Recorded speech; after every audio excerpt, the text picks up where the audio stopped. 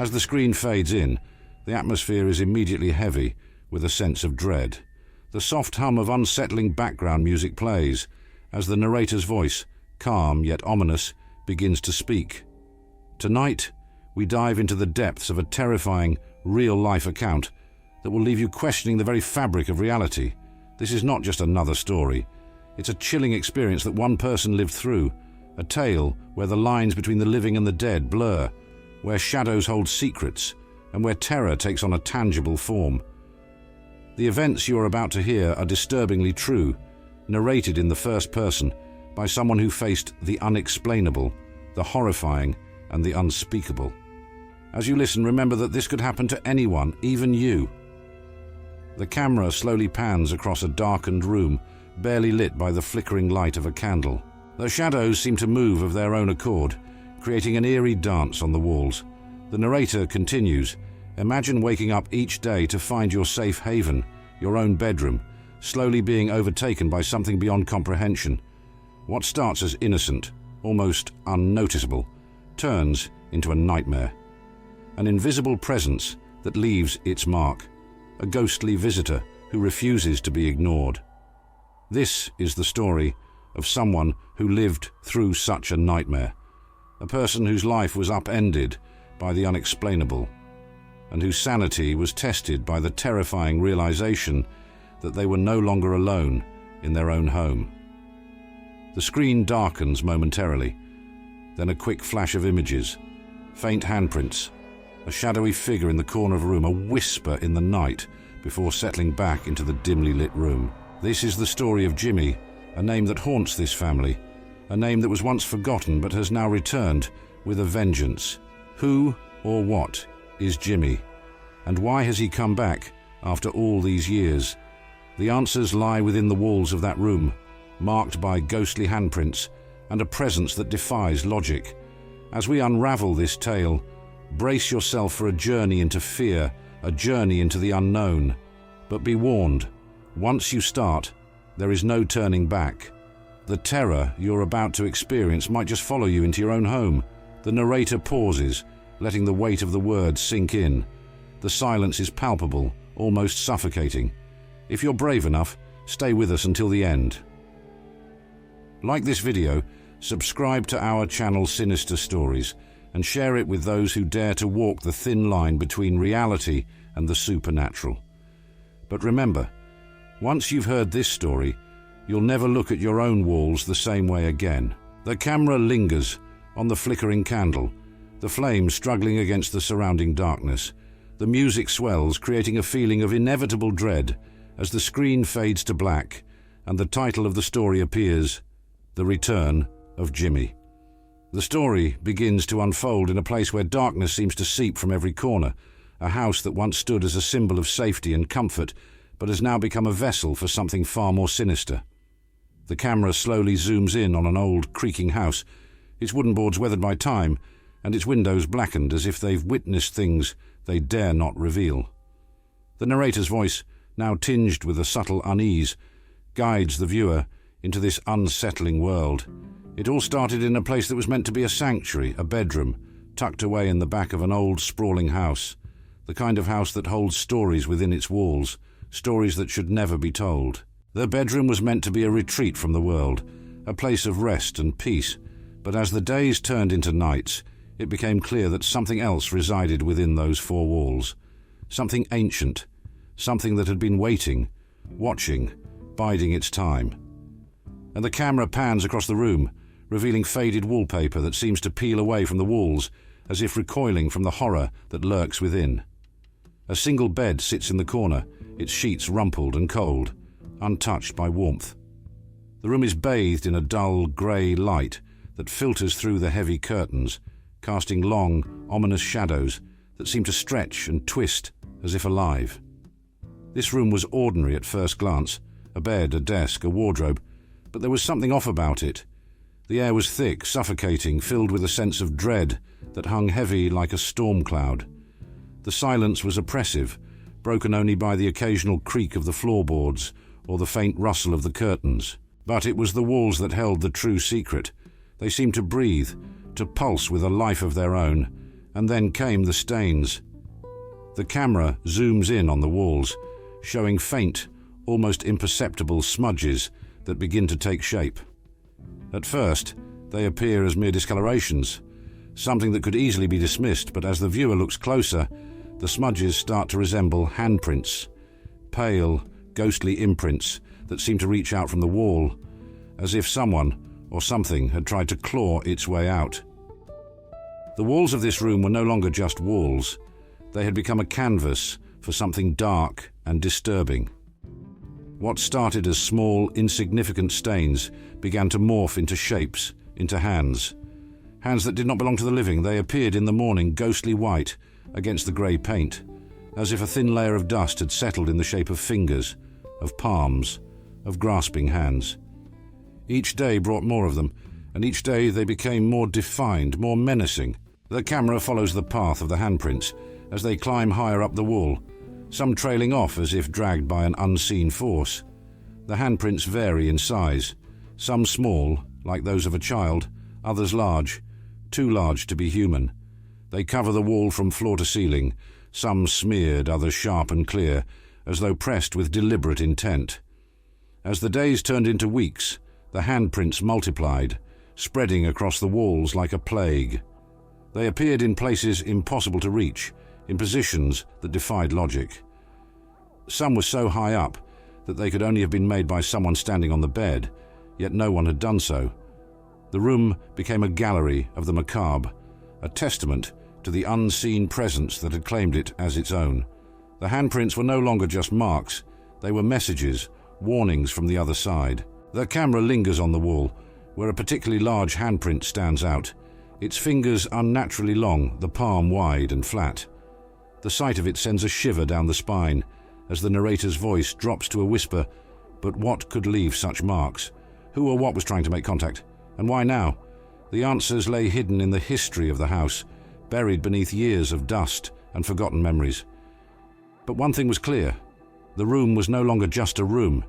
It had become a portal, a doorway between our world and another, where the rules of reality no longer applied, and where terror was the only constant.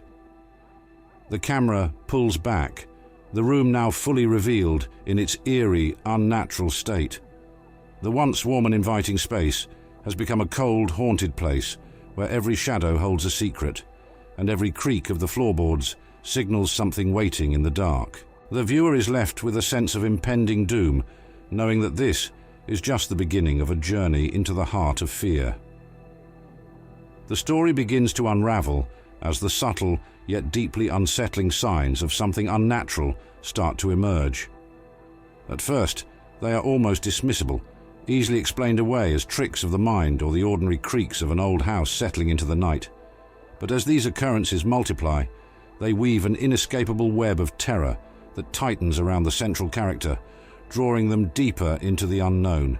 It began with the smallest of things, the kind of occurrences that one might brush off with a nervous laugh or a hurried explanation.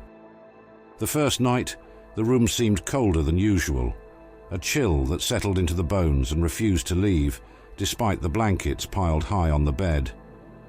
It was the kind of cold that didn't just touch the skin, but seemed to seep into the soul, leaving a lingering sense of dread. The windows were shut tight, and yet the cold persisted, as if the room itself had become a tomb sealed off from warmth and life.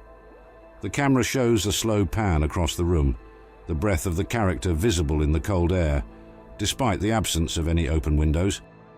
Shadows to lengthen, creeping across the floor as if reaching out with unseen hands. Then came the noises. Small at first, almost imperceptible. The soft rustling of something moving just out of sight, the faint creak of floorboards, as if someone or something was walking quietly, trying not to be heard. It was easy to ignore at first, easy to attribute to the house itself, groaning under the weight of its own age. But soon the noises became more distinct, more deliberate. A knock at the wall here, a soft whisper there, just on the edge of hearing, as if the walls themselves were trying to communicate. The camera zooms in on the character lying in bed, eyes wide open in the dark, straining to catch the faintest sound. The silence is thick, oppressive, broken only by the subtle, almost rhythmic knocks coming from the walls, like a signal, like a code. The character's breath quickens, the fear palpable as they realize that the noise isn't random. It's intentional. And then there was the feeling, the unmistakable sensation of being watched. It was as if a pair of eyes were constantly on them, following their every move, tracking their every breath. Even when alone, the character couldn't shake the feeling that they were never truly alone, that something unseen was observing, waiting. The sensation was strongest at night, when the darkness pressed in from all sides, making the walls seem to close in, trapping them in a box with something they couldn't see, but could almost feel. The camera captures the character's growing paranoia, their eyes darting around the room, their hands trembling as they try to rationalize the irrational. Every shadow becomes a potential threat, every sound a possible danger. The sense of being watched becomes unbearable, an invisible weight that presses down on them, driving them to the edge of sanity. It was in the mornings, however, that the true horror began to manifest. Each day, as the character awoke, they were greeted by the sight of new handprints on the wall. At first they were faint, barely more than smudges that could have been anything, a trick of the light, a stray mark from the night before. But with each passing day, the handprints grew bolder, more defined, as if whoever or whatever was leaving them was growing stronger, more confident. The prints weren't just random, they were deliberate, placed in spots that defied explanation, high up near the ceiling, low down by the baseboards, in corners that couldn't be reached without contorting the body into unnatural positions. The camera shows the handprints in detail, pale, almost glowing against the grey walls, their shapes unsettlingly clear. Some are small, childlike, others large, with fingers too long to belong to anything human. They appear to shift slightly, as if moving under the viewer's gaze, leaving a lingering impression of something alive, something malevolent.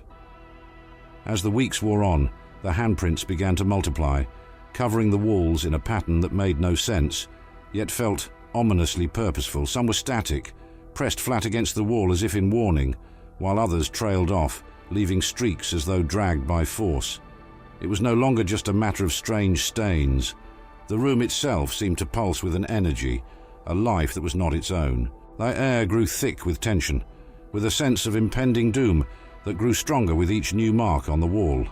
The camera pulls back to reveal the room in its entirety, now a tapestry of ghostly handprints, each one telling a story of fear, of something desperately trying to reach through the walls from another world. The once grey walls are now a canvas of terror, a visual representation of the character's growing dread. The character's sleep became restless, haunted by dreams of shadowy figures and cold, lifeless hands that reached out from the darkness. The line between reality and nightmare blurred, leaving them questioning what was real and what was imagined. But the handprints were real. They were always there, waiting in the morning light, a reminder that the room was no longer just theirs. It belonged to something else now, something that refused to be ignored, something that was growing bolder with each passing day. The camera lingers on a particularly unsettling handprint, larger than the rest, its fingers splayed wide as if it had pressed hard against the wall, trying to push through.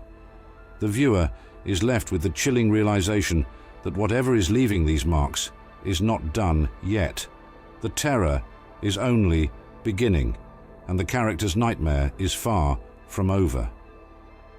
As the story intensifies, the character is caught in a web of fear and uncertainty, faced with a choice that no one should ever have to make: to confront the escalating horrors within their own home, or to try and ignore them, hoping against hope that they will simply go away.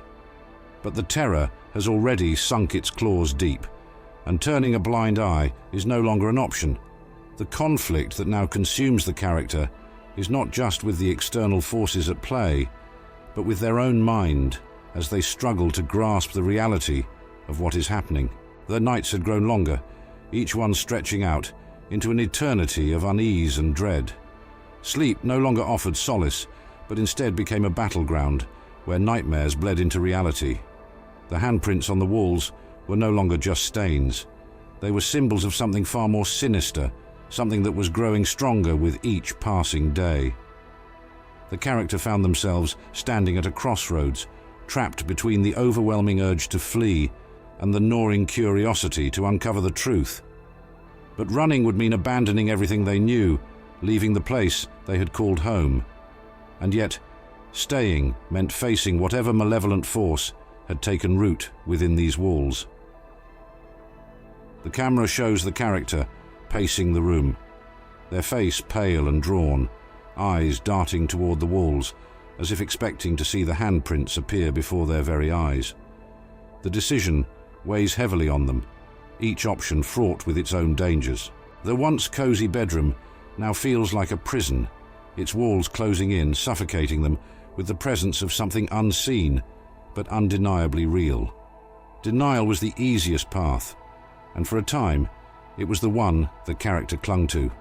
They tried to convince themselves that it was all in their head, that the handprints were just smudges, the cold just a draft, the noises nothing more than the creaks of an old house. But deep down, they knew the truth. The fear had already taken hold, and with it came the certainty that ignoring the problem would not make it go away. The handprints were not fading, they were multiplying, growing bolder, as if the entity behind them was growing impatient, demanding to be acknowledged. The camera zooms in on the character's trembling hands as they touch the wall, fingers brushing against the cold, smooth surface where the handprints once were. But even as they wipe them away, the faint outlines remain, like scars that cannot be healed. The tension builds as the character realizes that this is not something they can simply erase or forget. It was late one night, when the darkness was at its thickest and the silence was deafening, that the character made their decision. The fear had become too great to ignore, the mystery too deep to leave unsolved. They could no longer live with the unknown, the constant dread that something was lurking just beyond the edge of their perception. The decision to confront the entity was not made lightly, but it was made with a resolve born out of desperation. They had to know. They had to see whatever it was that had taken over their home, even if it meant risking their sanity. The camera captures the character steeling themselves, taking deep, steadying breaths as they prepare for the confrontation. The room is eerily quiet, the kind of silence that feels like the calm before a storm. The tension is palpable, the air thick with the expectation of what is to come. The character moves slowly, cautiously, as if afraid that any sudden movement might provoke whatever it is that lies in wait. The house seemed to hold its breath as the character began their investigation. They searched every corner, every nook and cranny, but there was nothing, no sign of life, no shadowy figure lurking in the darkness. And yet, the feeling of being watched, of not being alone, persisted. It was as if the walls themselves were alive, pulsating with an energy that was both foreign and terrifying. The handprints, now more distinct than ever, seemed to follow the character's every move, mocking their attempts to find answers. The camera follows the character as they move through the house, their flashlight casting long wavering shadows on the walls. The handprints, stark against the grey paint, seem almost to glow in the dim light, their shapes twisted and unnatural. The character's breath quickens, heart pounding in their chest, as they realize that they are not just searching for something. They are being led, guided by an unseen force toward a revelation that could shatter their understanding of reality. As the character continued their search, they could feel the presence growing stronger, the air around them thickening with a sense of impending doom. The house had become a labyrinth of terror, each turn leading them deeper into the unknown. The fear was nearly paralyzing, but curiosity and the need for answers drove them forward. They knew they were getting closer to something. But what? And at what cost? Their decision to confront the supernatural was not just a test of courage, it was a gamble with their very soul.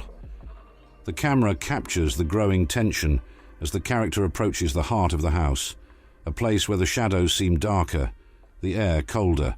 The handprints are everywhere now, covering the walls, the floors, even the ceiling, as if the entity is closing in, trapping the character in its grasp.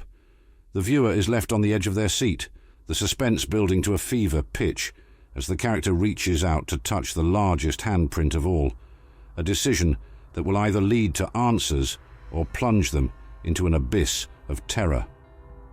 The moment of decision had arrived.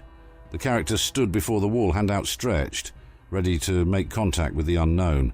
The handprint before them was larger than any other, its fingers elongated, the palm wide and flat, almost human but not quite. It was as if the entity had left this mark as a final challenge, a dare for the character to cross the threshold into its world. And in that moment, as their hand connected with the cold surface of the wall, the line between the living and the dead blurred, and the true horror of what they were facing was revealed. The camera lingers on the character's hand, pressed against the wall, the cold seeping into their skin as the room begins to change around them. The viewer is left in breathless anticipation, knowing that whatever happens next will change everything. The terror is no longer something that can be ignored. It has become a living, breathing entity, and the character's decision to confront it has set the stage for a nightmare from which there may be no escape. The room, once familiar and safe, has now become a battleground where the veil between the living and the dead has been torn asunder. Their character's decision to confront the unknown has brought them face to face with a terror that defies comprehension, a force that has been lurking in the shadows, waiting for this very moment. The atmosphere is thick with dread, every breath laden with the anticipation of what is to come. As the character stands before the wall, hand pressed against the ominous handprint, the air grows cold, the light dimming, as if the room itself is being swallowed by darkness. The moment their hand touched the cold surface of the wall, the room seemed to shift, the air thickening with a palpable sense of dread. It was as if the very fabric of reality had begun to unravel, pulling the character into a world where the rules of logic no longer applied. The once faint handprints now pulsed with a malevolent energy, glowing faintly in the dim light, as if they were alive, as if they were watching. The shadows in the corners of the room began to move, twisting and contorting into shapes that defied explanation, long, spindly fingers reaching out from the darkness, grasping for the light, for the warmth of the living. The camera captures the characters' widening eyes, their breath hitching in their throat, as the shadows seem to grow taller, closer, surrounding them on all sides. The once silent room is now filled with an eerie, almost imperceptible whispering, a chorus of voices speaking in a language that no human should understand. The sound is maddening, a cacophony of fear and despair that presses in on the character's mind, threatening to overwhelm their senses. As the whispers grew louder, more insistent, the character could feel a presence behind them, an ancient, malevolent force that had been waiting for this moment, waiting to reveal itself. The room seemed to close in, the walls tightening around them like a vice, the air so cold that it burned. The shadows coalesced, forming a figure, a silhouette of darkness that stood just beyond the edge of the light, its form shifting and pulsating as if made from the very essence of fear itself. It had no face, no features, yet the character could feel its gaze, a burning, searing sensation that bored into their soul. The camera focuses on the dark figure, its outline barely distinguishable from the shadows around it. It stands unnaturally still, yet there is a sense of immense power emanating from it, a power that makes the air hum with tension. The character is frozen in place, paralyzed by the sheer weight of the terror before them, their mind racing with the realization that this is no longer just a haunting, it is a confrontation with something far beyond the realm of the living. The figure remained silent, but its presence spoke volumes, a wordless command that reverberated through the room. Their character's mind was filled with images, flashes of memories that were not their own, visions of a life long past, filled with pain, anger, and sorrow. The handprints on the walls were no longer just marks. They were the remnants of a tortured soul, a spirit trapped between worlds, desperate to reach out, to be heard, to be freed. But there was no comfort in this realization, only horror, as the character understood that the spirit did not want peace. It wanted company. It wanted them. The camera captures the character's trembling hand as they slowly pull it away from the wall, the connection severed, but the sense of dread remaining. The figure in the shadows does not move, but its presence grows stronger, more oppressive, as if it is feeding on the fear that now saturates the room. The whispers have become a roar, a deafening chorus of despair that drowns out all rational thought, leaving only the primal instinct to flee. But the character cannot move, their feet rooted to the spot as the darkness closes in. The figure begins to shift, its form becoming more defined, more human, yet still terrifyingly alien. It steps forward, just a single step, but it is enough to send a shockwave of fear through the character's body. The figure's hand, long, skeletal, with fingers that seem to stretch forever, reaches out, slowly, deliberately, as if savoring the moment. The room is silent now, the whispers gone, replaced by a heavy, oppressive stillness that presses down on the character's chest, making it hard to breathe. The camera follows the figure's hand as it moves closer, the shadows around it warping and twisting, as if trying to escape its touch. The character's breath comes in shallow gasps, their heart pounding in their chest as the hand reaches for them, the darkness around it seeming to ripple like liquid, distorting reality itself. The tension is unbearable, every second stretched to an eternity as the character waits, trapped in a nightmare from which there is no waking. The figure's hand stops just inches from the character's face, its presence so overwhelming that it feels as though the very air has been sucked out of the room. Time seems to stand still, the world narrowing down to this single, horrifying moment. And then, without warning, the figure speaks, a single word, whispered in a voice that is both ancient and otherworldly, a word that carries the weight of centuries of pain, of loss, of anger. The word is their name. The camera zooms in on the character's face, capturing the sheer terror in their eyes as the realization dawns. This entity knows them, has always known them, has been waiting for them. The hand moves closer, brushing against their skin with a coldness that cuts deeper than any blade. The character's world shatters, their mind unable to comprehend the full horror of what is happening. The room seems to implode, the walls closing in as the darkness consumes everything, leaving only the figure, the hand, and the unbearable cold. And then, just as quickly as it began, it is over. The figure recedes, the hand pulls back, and the room is plunged into silence once more. The character is left standing alone, trembling, the walls around them bare, the handprints gone as if they had never existed. But the terror remains, etched into their mind, a scar that will never heal. They know now that they are not alone, that they have never been alone. The figure is still there, lurking in the shadows, waiting, and the character knows that it will return. The camera pulls back, showing the character standing in the middle of the room, small and fragile against the vast, overwhelming darkness. The confrontation is over, but the fear is just beginning. The viewer is left with a lingering sense of dread, knowing that this is not the end, but merely the beginning of a descent into a horror that defies explanation, a terror that will haunt the character and the audience, long after the screen fades to black. The confrontation with the supernatural has left the character shaken to their core, but the true horror is yet to be fully unveiled.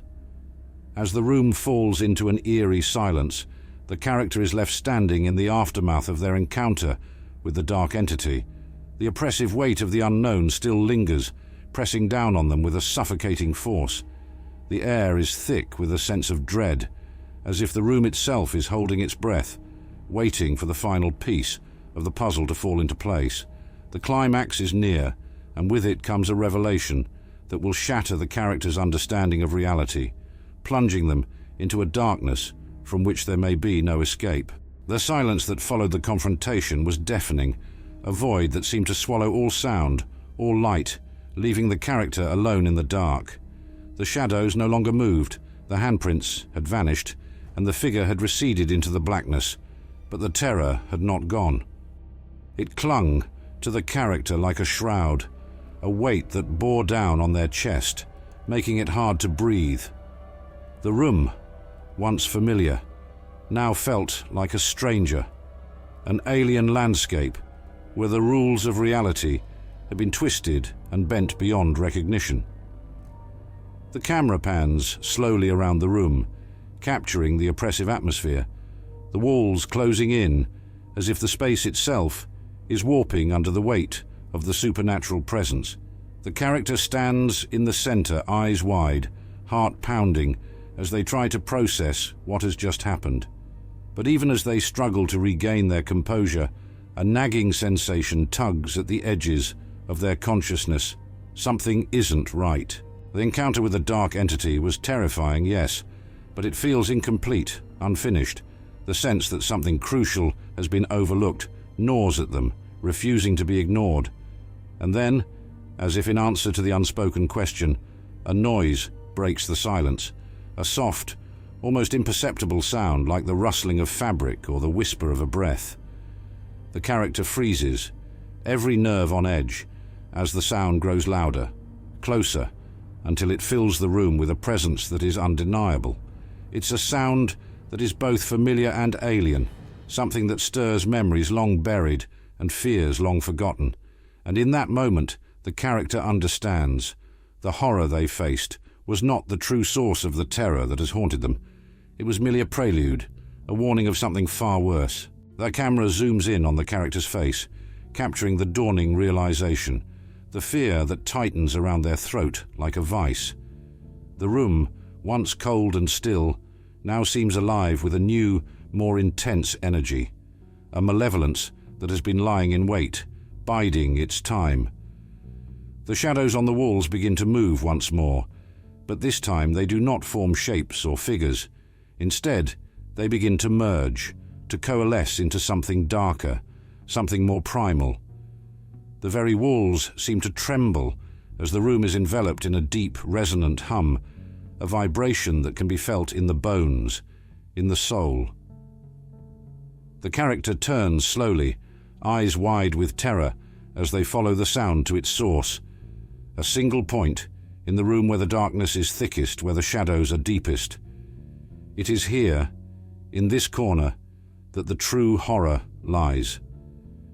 As they approach, the air grows colder, the light dimmer, until they are standing before it, the darkness so complete that it feels like a physical barrier.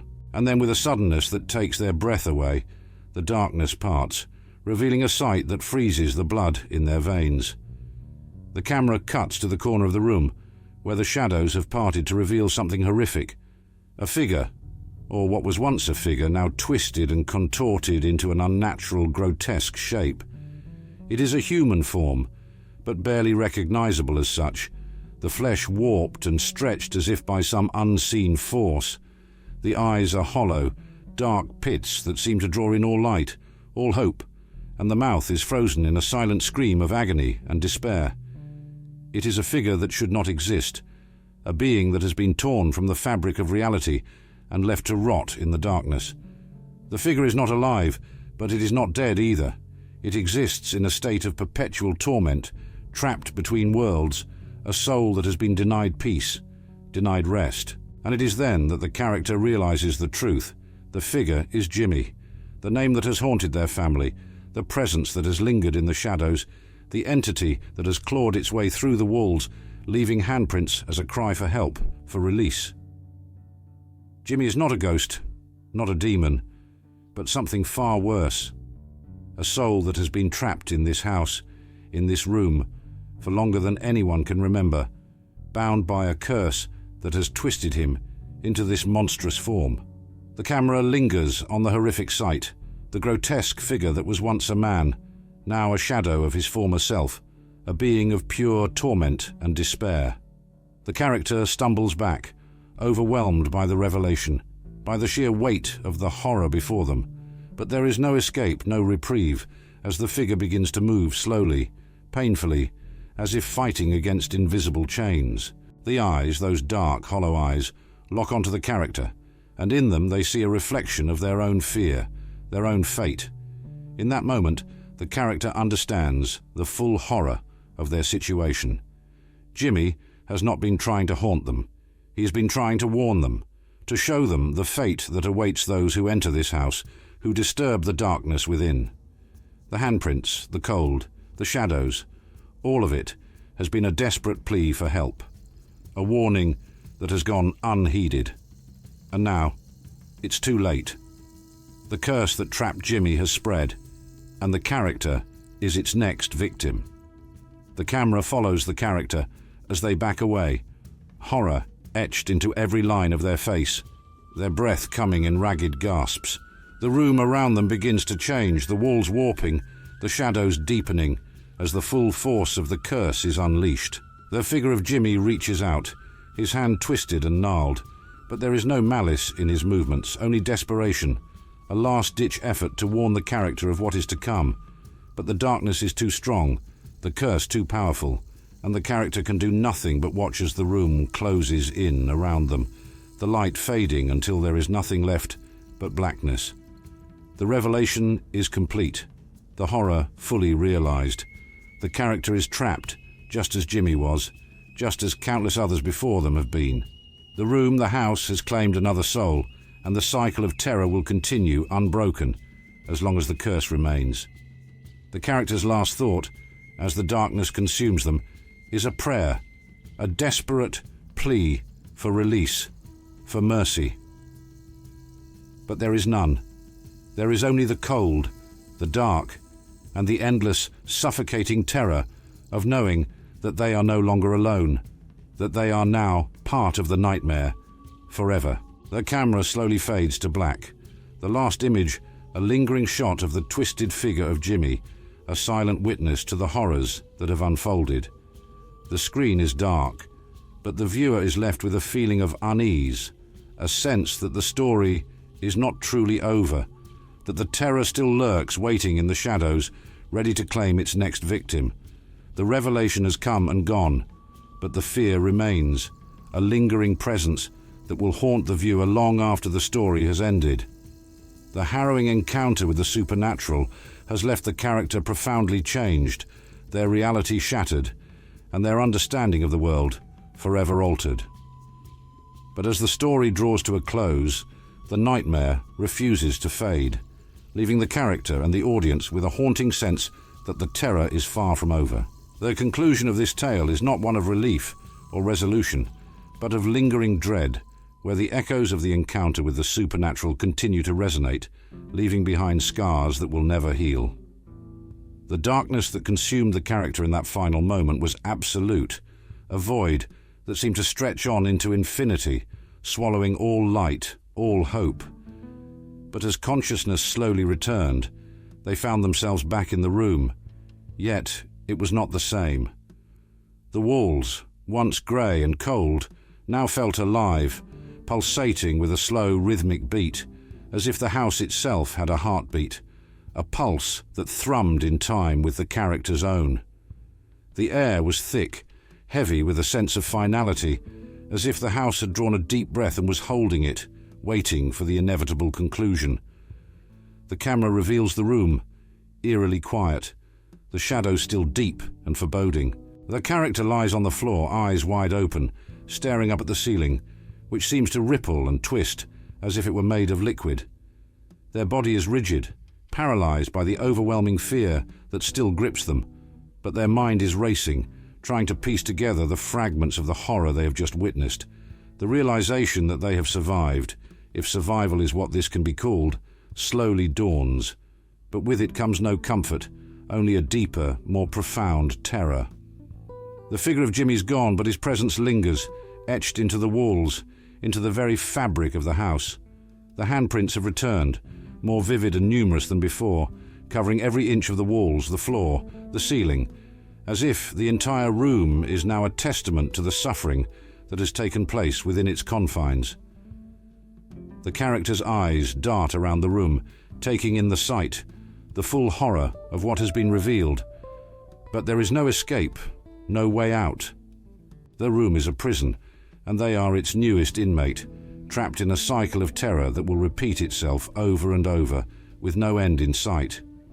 The camera captures the characters' futile attempts to move, to escape, but their limbs are heavy, unresponsive, as if they are being held down by an invisible force. The handprints seem to move, shifting on the walls, their shapes twisting into grotesque forms, faces and figures that leer down at the character, mocking their helplessness.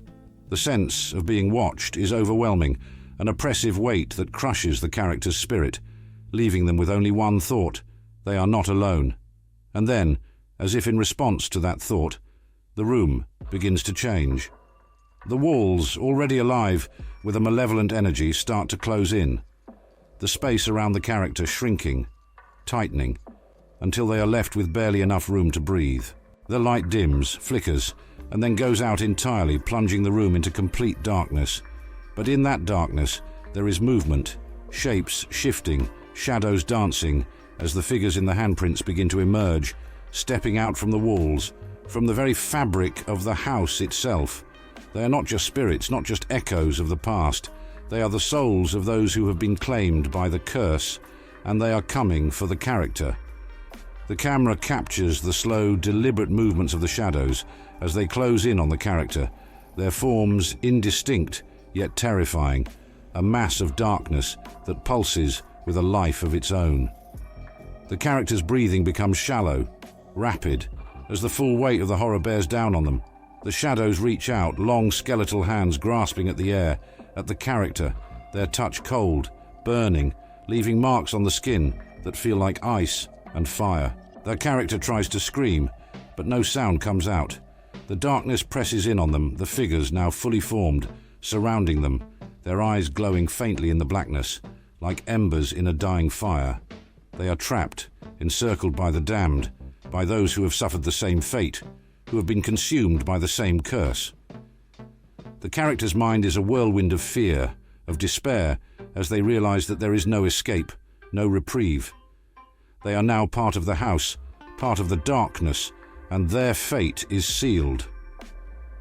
The camera pulls back, showing the character enveloped by the shadows, their form barely visible among the swirling darkness. The handprints on the walls glow faintly, their shapes shifting and changing as the house claims its latest victim. The room is silent now, save for the faint, rhythmic pulse of the house, a heartbeat that will never stop, never fade, as long as the curse remains. The viewer is left with a sense of dread, knowing that the character's fate is sealed, that the terror will continue, unending, as the house feeds on the fear and despair of those trapped within its walls. And so, the story comes to an end, but the nightmare continues. The character is gone, lost to the darkness, their soul now a part of the house, of the curse that has claimed so many before them. The handprints will remain, growing more numerous with each passing day, as the house waits, patient, hungry, for its next victim. The cycle of terror is unbroken, the curse unyielding, and the house will continue to claim those who dare to enter its halls, to disturb the darkness within. The camera fades to black, the screen empty, but the sense of terror lingers, a shadow that will not be easily dispelled. The story may be over, but the fear remains, a cold, creeping dread that will follow the viewer long after the screen goes dark. The house, the curse, the handprints, they are not just part of a story. They are real and they are waiting. The story, though it seems to have reached its conclusion, lingers like a shadow that refuses to be banished. The character, now forever changed by the horrifying events that unfolded, attempts to return to a semblance of normalcy, but the darkness has left its mark, a stain on their soul that cannot be washed away. The epilogue delves into the aftermath, exploring the deep psychological scars left by the encounter and the unsettling realization that the terror they faced may not be confined to the walls of the cursed house. In the days that followed, the character tried to convince themselves that it was over, that they had escaped the nightmare that had taken hold of their life. They moved out of the house, left behind the memories of the haunted room, and sought refuge in the familiar routines of everyday life. But the darkness, the cold and the terror refused to let go. It clung to them like a shadow, ever present, a constant reminder of the horror they had witnessed. No matter how far they ran, no matter how many lights they left on, the feeling of being watched, of being pursued by something unseen, remained. The camera shows the character in their new surroundings, a bright, well-lit apartment that should feel safe, secure. But even in this space, the character cannot escape the creeping dread that gnaws at the edges of their mind. Their movements are jittery, eyes constantly flicking to the corners of the room, where shadows seem to gather despite the light. The viewer sees the character's growing paranoia, the exhaustion etched into their face, as sleep becomes a distant memory, haunted by nightmares that refuse to fade with the dawn. The nights were the worst. In the darkness, the memories of that room, of the handprints of Jimmy, would return with a vengeance. Every creak of the floor, every rustle of the wind outside, felt like the approach of something malevolent, something that had followed them out of that cursed house. The character would wake in a cold sweat, heart pounding, convinced that the shadows in their room were moving, that they were not alone. The fear had become a part of them, a living thing that had rooted itself deep within their psyche.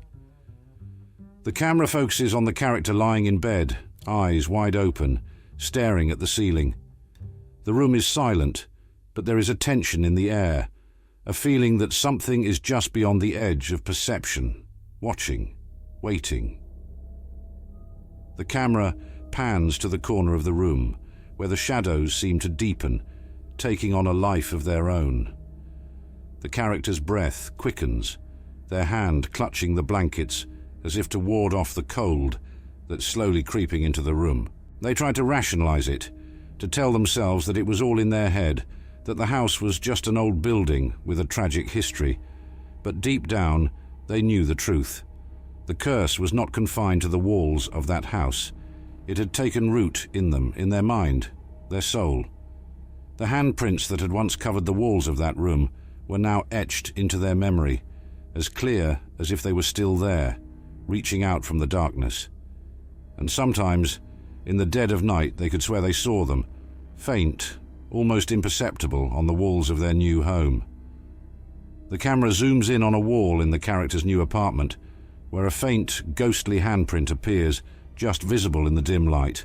The character's eyes widen in horror as they see it, the realization hitting them like a physical blow. The curse has followed them.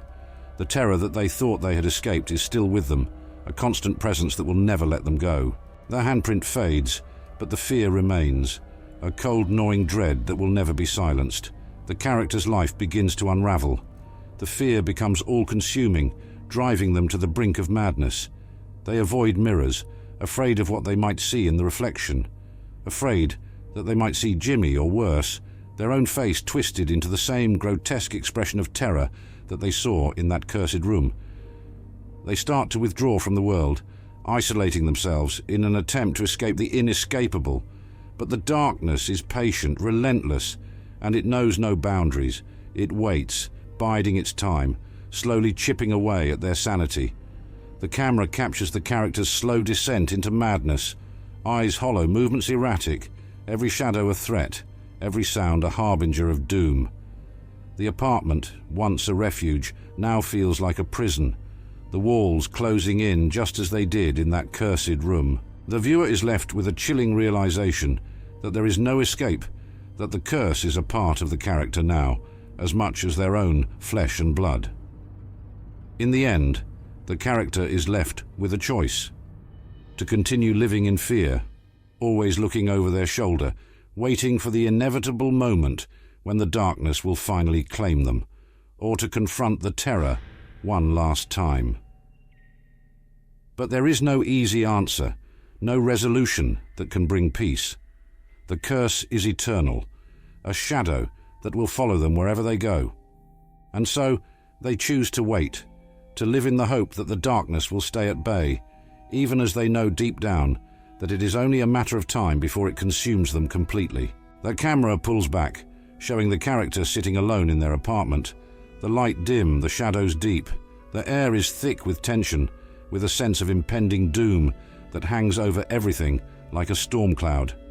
The viewer is left with the unsettling knowledge that this story is not truly over, that the terror will continue, unrelenting, and that the character is trapped in a never-ending cycle of fear and despair. As the days turn into weeks and the weeks into months, the character's resolve begins to crumble. The shadows in the corners of the room grow darker, more solid, and the handprints start to reappear, more frequently now, on the walls, on the mirrors, on the windows. The whispers return, faint at first, but growing louder with each passing night, until they are a constant presence, a reminder that the darkness is always watching, always waiting. The character can no longer tell where the curse ends and where they begin. They are one and the same, bound together by the terror that has claimed them both. I'd be singsti, I stand by and